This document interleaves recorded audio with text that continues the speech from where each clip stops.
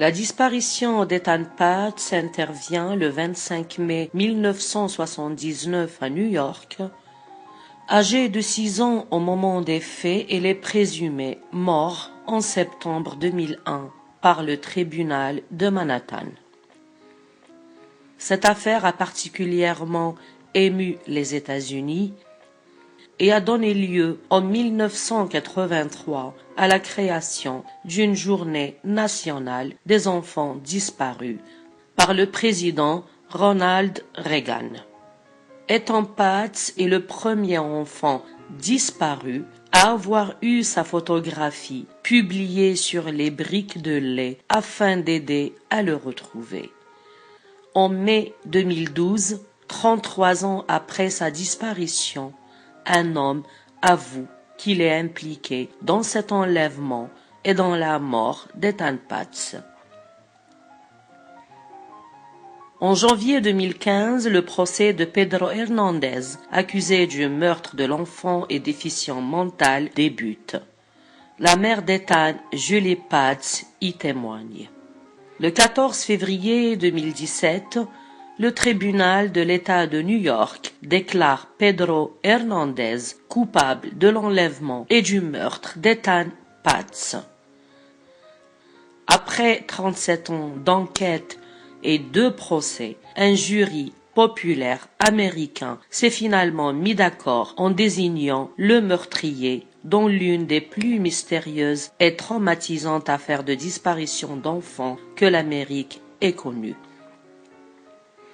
Après 9 jours de délibération, les jurés du second procès ont finalement désigné Pedro Hernandez, 56 ans lors de son jugement, 18 ans à l'époque des faits, coupable de l'enlèvement et du meurtre du petit Ethan Patz, a indiqué un greffier du tribunal de l'État de New York.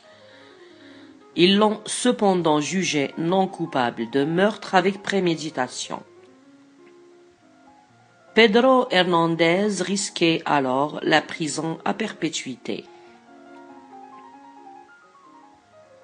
Pour rappel, c'était le 25 mai 1979 qu'Ethan Patz, 6 ans, allait seul pour la première fois prendre le car scolaire à 2 pâtés de maison de chez lui.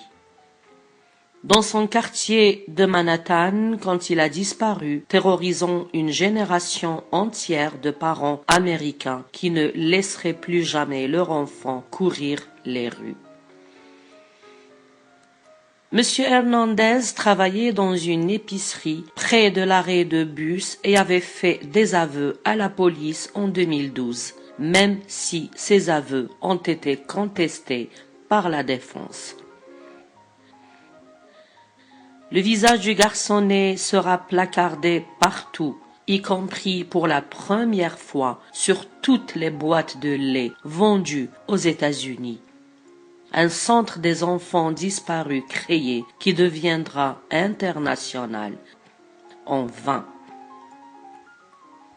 La famille Patz a attendu longtemps, mais nous avons finalement obtenu une part de justice pour notre formidable petit garçon Ethan, a déclaré, visiblement épuisé mais soulagé, son père Stanley Patz, après avoir assisté à la quasi-totalité de ce second procès.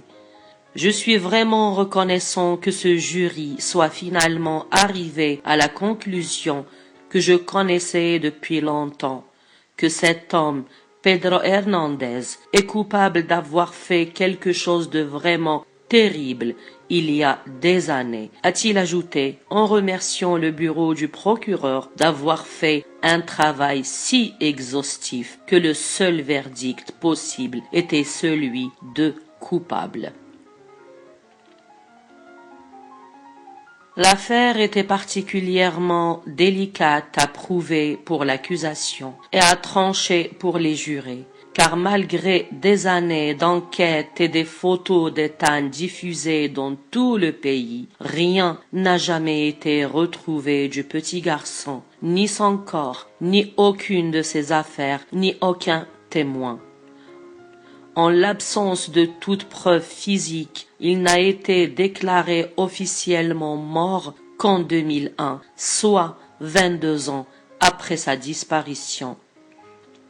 Dans sa confession, l'accusé avait déclaré avoir attiré l'enfant dans le sous-sol de l'épicerie, l'avoir étranglé, puis mis son corps dans un sac plastique, le sac dans un carton, avant de jeter le tout dans une poubelle à proximité.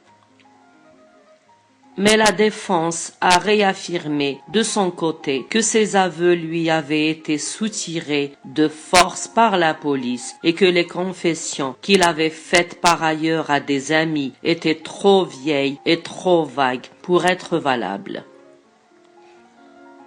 Les avocats de M. Hernandez ont aussi invoqué force témoignages de docteurs à l'appui, des troubles de la personnalité qui lui feraient confondre fiction et réalité. Mais après avoir demandé à réécouter l'enregistrement des aveux du suspect, les jurés ont fini par trancher en faveur de l'accusation, même si la décision a visiblement été difficile pour certains. Nous avons eu vraiment peur de nous tromper, a ainsi déclaré une jurée en sortant, la voix étranglée.